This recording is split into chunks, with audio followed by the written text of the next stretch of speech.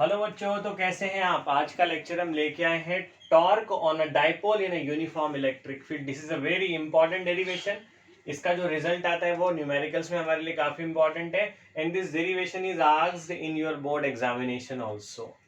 So starting the derivation we have a diagram से समझने की कोशिश करते हैं। पहले हम डायग्राम को ही समझते हैं।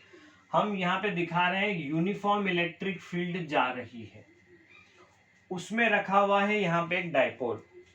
This is a dipole, minus q charge plus Q charge, और ये जो लेंथ आप देख रहे हैं वो लेंथ है 12 इज द लेंथ। और डाइपोल मोमेंट का डायरेक्शन मैंने आपको बताया हुआ, ये डाइपोल मोमेंट का डायरेक्शन होता है फ्रॉम नेगेटिव टू पॉजिटिव। ठीक है, अब हम यहाँ पे बोलते हैं consider a dipole placed in uniform electric field E vector. So the electric dipole moment P equals to how much? Q into 12।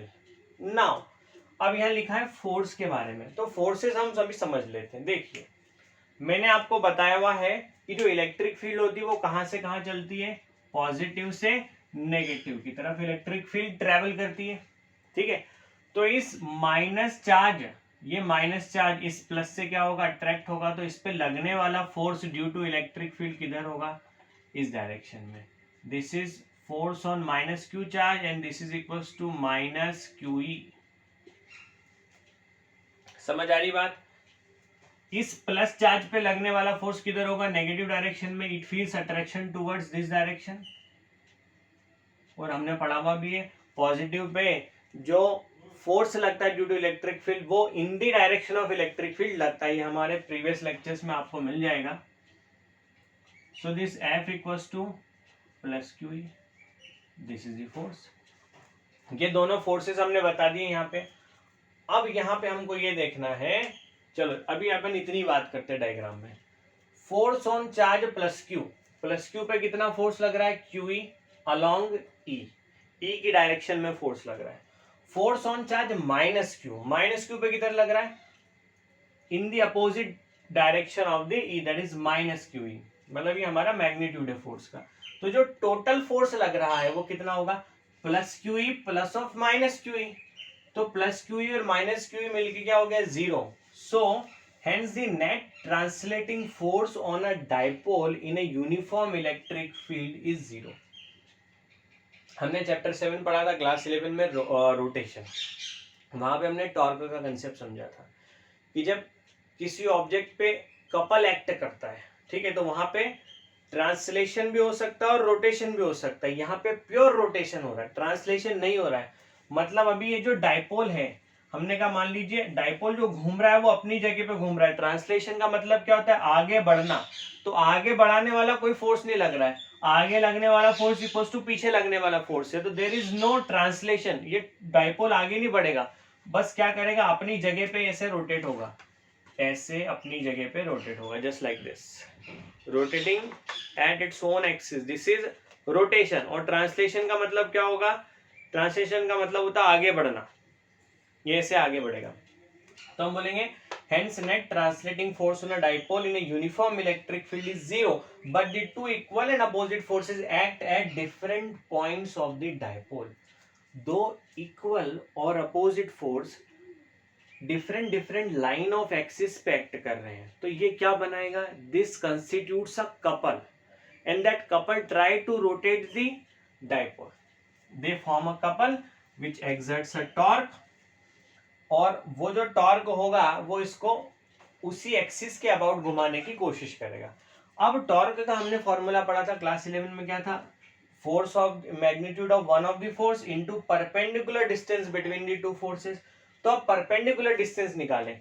ये जो 12 है वो इनके बीच का परपेंडिकुलर डिस्टेंस नहीं है, हमको चाहिए परपेंडिकुलर डिस्टेंस। तो हम बोलेंगे ये जो डिस्टेंस है ये क्या है, ये परपेंडिकुलर डिस्टेंस है, तो ये डिस्टेंस हमको चाहिए।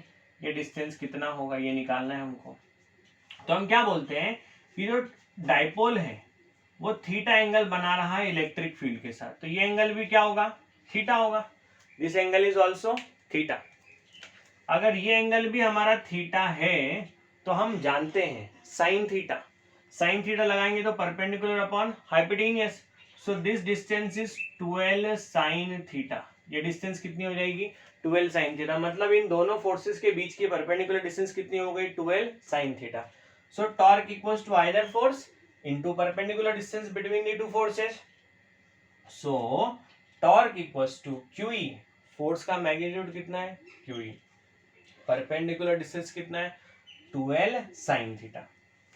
तो Q इंटू 12 क्या हो जाएगा, ये हमने लिखा हुआ है electric dipole moment P. So the final formula for the torque is PE sin theta. और अगर हम इसको वेक्टर फॉर्म में लिखेंगे तो tau vector equals to P cross E. अब क्या होता है स्टेट बोर्ड में और CBSE में ये पूछा जाता है, ठीक है, कई बार ये जो फॉर्मूला है वो एज अ पूछ लिया जाता है ऑब्जेक्टिव कि बताइए कौन सा फॉर्मूला सही है. 4 ऑप्शन दे दिए उन्होंने, बोला P sin theta, P cos theta, तो या बोल दिया P cross C, E cross P, P dot E, E dot P. तो जो करेक्ट आंसर होगा वो होगा P क्रॉस E. आप इसको E क्रॉस P नहीं लिख सकते, E क्रॉस P लिखने से डायरेक्शन जो होगा वो चेंज हो जाएगा. अब टॉर्क की डायरेक्शन कैसे मिलती, तो right hand thumb rule, curl rule आपने पढ़ा हुआ है, P क्रॉस E करना है, तो P ऐसा और E इधर, P क्रॉस E. तो जो टॉर्क लग रहा है वो किधर लग रहा है, टॉर्क की डायरेक्शन किधर होगी axial, and it is inward inside the board. बात समझ आ रही है. So this is about the direction and this is about the derivation. अब हम इस पे देखते हैं कुछ numericals. Now we have the numerical. Two charges, one is +5 microcoulomb and another is -5 microcoulomb, are placed 1 mm apart. Calculate the dipole moment. तो देखिए एक +5 माइक्रोकूलम है, एक -5 माइक्रोकूलम है.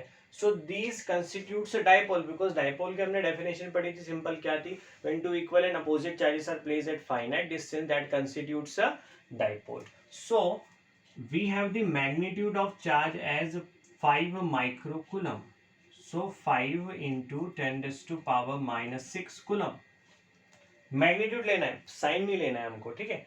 और जो डिस्टेंस है दैट इज 12 की वैल्यू कितनी है 1 mm. 1 mm should be written as 10 raised to power -3 metre. अब हमसे पूछा गया है कि आप निकालिए इलेक्ट्रिक डाइपोल मोमेंट, जो कि क्या होता है Q into 12. So this is 5 into 10 raised to power -6 into 10 raised to power -3. So our dipole moment is 5 into 10 raised to power -9. Unit क्या होगी coulomb into metre. This is our answer, ठीक है. Then we have the next numerical. An electric dipole when held at 30 degree. मतलब जो अभी हमने question देखा था उसमें हमको थीटा की वैल्यू दे दी है कितनी 30 degree. An electric dipole when held at 30 degree with respect to a uniform electric field of 10 raised to power 4 Newton per coulomb. 10 raised to power 4 Newton per coulomb experiences a torque भी दे दिया हमको. Torque कितना दिया है 9 into 10 raised to power -26 Newton into meter. This is the value of the torque. Calculate the dipole moment of the dipole. तो simple हमारा जो scalar formula था टाउ इक्वल्स टू क्या था PE sin थीटा. हमको क्या निकालना है P निकालना है. So P equals to tau E sin 30 degree. तो टॉर्क की वैल्यू कितनी है 9 into 10 raised to power -26 E is 10 raised to power 4 and sin 30. Sign 30 कितना होता है 1/2. 1/2 2 पर चला जाएगा. So finally what we have 9 2 ज़ा 18 इंटू 10 raised to power -26 -4. तो कितना आ जाएगा P इक्वल्स टू आ जाएगा हमारे पास 18 into 10 raised to power -30 coulomb into metre. This is the value for the electric dipole moment. So these are the some simple numericals on the torque. Later on we will discuss some more numerical on this topic also. So this is all about today. इसको आप note कीजिए.